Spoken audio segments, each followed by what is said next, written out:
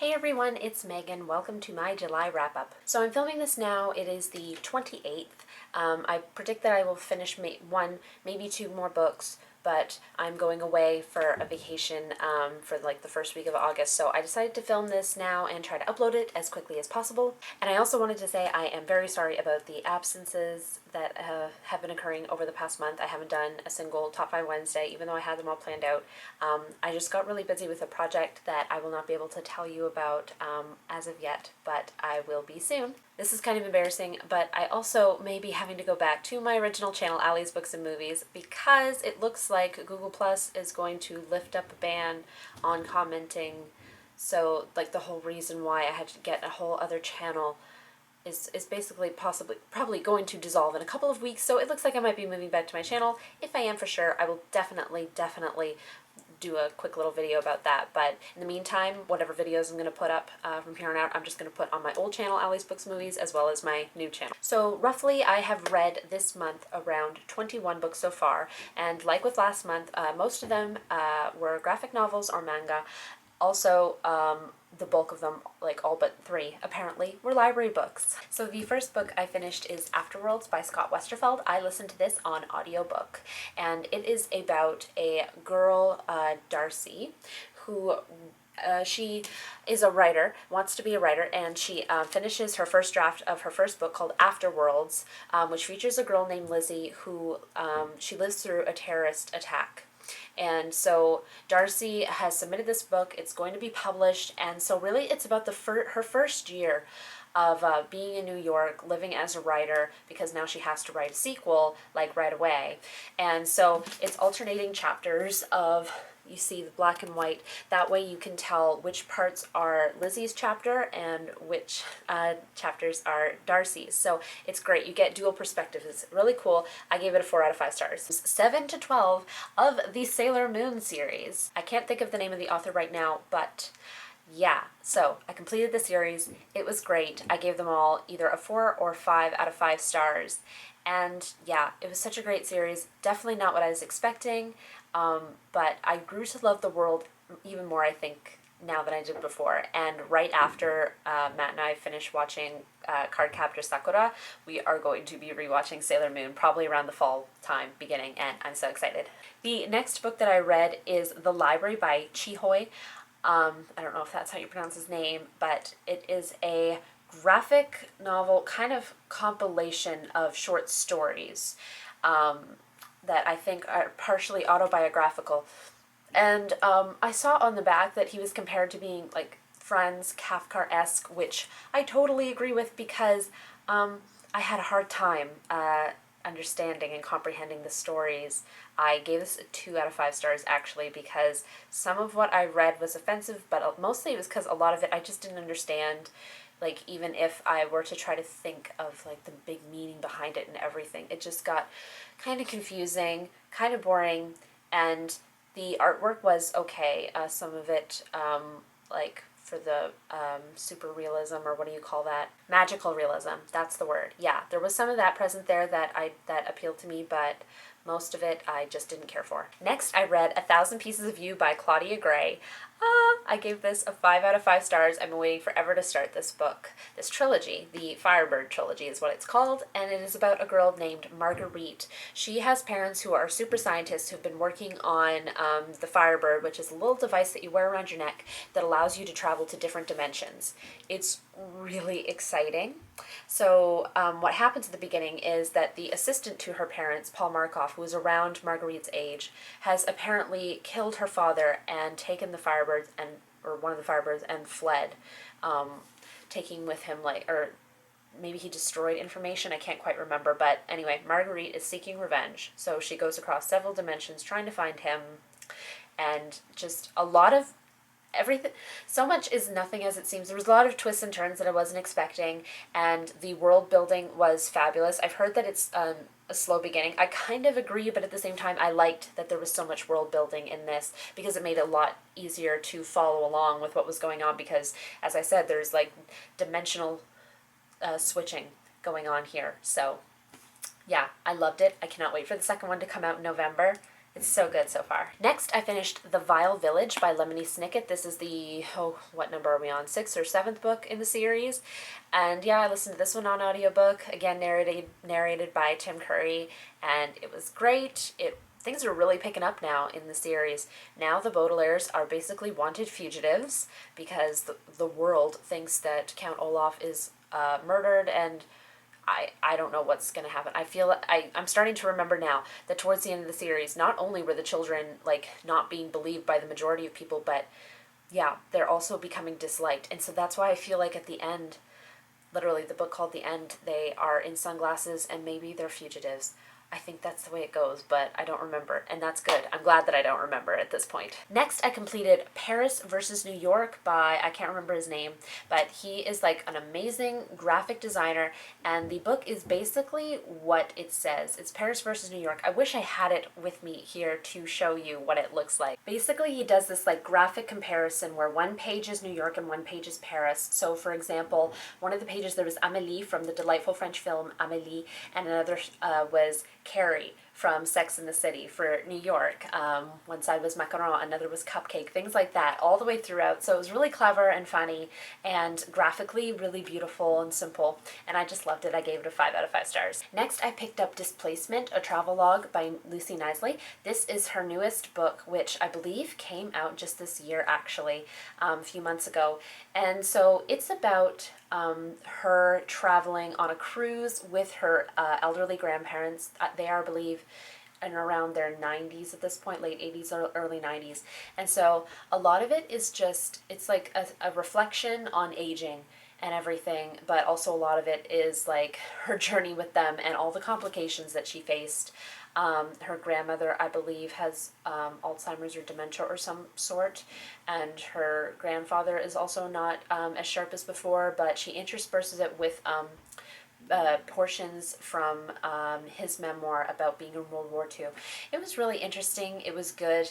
I didn't like it as much as Relish, but I still really enjoyed it, and I gave it a 4 out of 5 stars. Next, I read Just Add Water, and there's a little subtitle after the Just Add Water, but I can't remember it off the top of my head. It is by Helen Birch, and I also wish I could show this to you. It's so cool. It is just like, there is a watercolor work of art, and next to it is an explanation like of a certain technique and how to do it and how it is applied to the work of art. And it's just various watercolor artists and different techniques, and I read it and I want to pick it up. I need to pick it up at some point after I've worked my way through other tutorial books that I have, because I just learned so much from it, and there's so many new possibilities that I didn't even think of, like possibilities of working with like digital elements, like scanning a watercolor onto your computer and then juxtaposing and cutting pieces out and melting it with other digital art forms. It's really exciting. So I'm glad that I read this. I'm going to be picking it up eventually. 5 out of 5 stars. Next, I picked up Token by Alyssa Whitney. That's an interesting name. I gave this a 3 out of 5 stars. It is a graphic novel about a girl. I can't even remember her name anymore, but she's around 16, and it's a kind of coming of age story. Kind of your typical falls in love with a D-bag kind of guy. And, she has a problem with, like, stealing that reflects on, past traumas in her life. It's kind of predictable, but the artwork was okay. It was okay. Next, I picked up Super Mutant Ninja Academy by Jillian Tamaki. This is her newest book, and I was going to say it's a graphic novel, but not quite. It is a compilation of comics that she has done, I believe, over the course of several years. Maybe it was like an online comic. I'm not sure. But yes, this just came out a couple months ago, and I was so eager to get my hands on it. I was one of the first people who put a hold on it on the library, and I was so happy when it came in, and I read it really quickly. I loved this so much because it was so original, the concept. It's like Hogwarts meets X-Men, if that makes any sense. It's like X-Men for like high schoolers. It was so cool, so original, and yeah, loved it. 5 out of 5 stars. I then picked up Love at 14 Volume 2 by, I'm sorry, I can't remember your name. This is the second book in the Love at 14 manga series that basically follows two 14-year-olds who are very mature for their age, and they're feeling the first pangs of love, and they don't really want anybody to know. It's kind of a secret just because they don't want to be made fun of. But yeah, it's a typical day-to-day type manga, and I enjoy it for that reason. But yeah, not too much else to say. I'll keep reading it as it goes along, like as it gets published in English translations. But yeah, so 4 out of 5 stars. I then picked up Tokyo on Foot. Can't remember his name again. Oh my gosh, this is a disaster filming with this camera. I've got to do a much better job of writing authors' names down in the future. But yes, so this is a graphic memoir. The artwork was really good, really beautiful. It was a pencil crayon, and I loved that because you don't see too many graphic novels that, graphic novels or memoirs that possess like such artistic use of pencil crayon. It's because it can be a difficult medium to work with. But anyway, enough about that. Yeah, so I didn't really like this. I thought that he portrayed the Japanese people in a rather insulting, negative light. It still kind of makes me angry to think about it. But yeah, whenever he would draw them, which was all the time, it basically consisted of him. He moved to Japan for 6 months because his partner, she had a job there, and so he just like came along with her, and so he spent a great deal of his time out and about in the neighborhoods of Tokyo, sketching them and sketching the locals. I just didn't appreciate like when he drew like a speech bubble or whatever to try to interpret what they were thinking or like read them or classify them and categorize them based on their dress and everything. Like he had this sarcasm, but I also felt he was serious. I don't know. I got kind of angry with his stereotypes and everything. I thought that some of his like caricature stereotypes looked a little racist, but I don't want to be the type of person that's like, oh, that's racist, that's racist. I don't want to do that. But yeah, I have read other Japanese travel memoirs that I've enjoyed better, and I gave this a 2 out of 5 stars. I then picked up 50 Paintings You Should Know by Christina Lois. So yeah, this is similar to the 50 Art Movements That You Should Know. I think it's in that same general series. And so yeah, it's pretty self-explanatory. It's just you got a work of art on one side, and then on the other side it tells you about the artist and the year it was made and like what was going on politically at that time and what the work was about, what movement it was derived from, and stuff like that. So it was an awesome book. I learned a lot, and I look forward to learning more about art and like paintings and movements and things. Yeah, 5 out of 5 stars. I then listened to The Graveyard Book by Neil Gaiman on audiobook. Oh my gosh, this is the first Neil Gaiman book that I have ever read. It is about a boy named Bod, aka, well, Nobody, and Bod is short for Nobody. And his parents and little sister are murdered by this guy called Jack.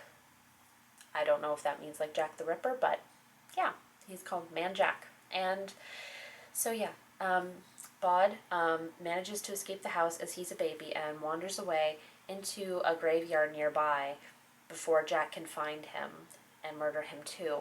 And so what happens is that the ghosts of that graveyard end up raising this boy into his teenage years. And so that's what the book is about. It's just like telling the story of Bod and him growing up and the difficulties that he faced, like, being raised in a graveyard, how that made them different from everybody else. I love this. I gave it a 4 out of 5 stars, and I am excited to read more works by Neil Gaiman now that I have read one of his most infamous stories and really enjoyed it. I also picked up Happy Cafe Volume 1 by Ku Matsuzuki. This was a new series for me. I thought it was going to be a lot like Kitchen Princess. That's the way it made it sound, and it kind of was, but I don't know. A lot of it I didn't understand really what was going on, and I just found it kind of boring. So I gave it a 3 out of 5 stars, and considering that there's around, I think it's like 8 volumes in the series, and only I think like, or no, maybe there's like 16 volumes of the series, I don't remember, but there weren't enough like released into translation, like English translation, and I think the first 2 only are available like in my library circuit, so I don't think I'm going to continue with the series. I then picked up Nimona by Noelle Stevenson. So this is a graphic novel, kind of fantasy, kind of superhero-ish graphic novel. I think this might even be her debut. If this style looks familiar to you, it is because that this is the lady who designed the covers of Fangirl, and I want to say My True Love Gave to Me. Yeah, so I'm most familiar with her work for the cover of Fangirl, and I really like her style. But yeah, this is a, like I said, comic book, graphic novel type thing about this girl, Nimona. She is a shapeshifter and can turn into whatever she wants as long as it's a living animal or person. And there are these two sirs, like sort of esquires, and so he's a villain and he works for the council or whatever, so I guess like the main government of where they live. And so yeah, it's just the adventures of the three. These two guys have a past, and yeah, so I loved this. I loved how original it was in its concept of Nimona. I loved her character. I loved that she's not like this, you know, unrealistically skinny kind of person, and you know, she's got some curves on her, and I love that LGBT is addressed in this, and I just blew through it in a couple of sittings. So good. I will read anything that she puts out in the future. 5 out of 5 stars. And finally, for the end of this month so far, I managed to complete Cinder by Marissa Meyer. Oh my gosh, this was so good. I hardly have words. This is the first book in the Lunar Chronicles series, and it is a retelling of Cinderella in a place called New Beijing, because the old one apparently was devastated in a war. And so New Beijing, and Cinderella, Cinder herself, is a cyborg. She was in an accident as a human, and they ended up having to put cyborg kind of robotic parts in her for her to live. And so when that happened, she became sort of a lower class citizen.